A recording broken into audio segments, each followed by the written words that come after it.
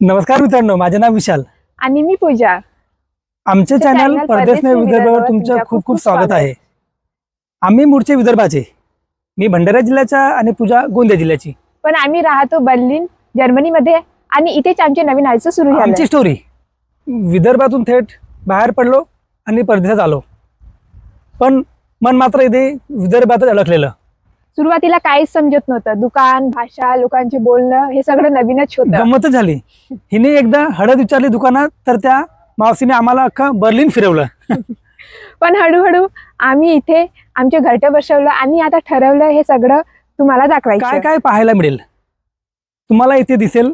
आम्ही जर्मनीमध्ये कसे राहतो, आपले विदर्भ आणि मराठीयन सण कसे साजरे करतो, आपले मराठी आणि विदर्भियन व्यंजने कसे बनवतो, हे सगळं.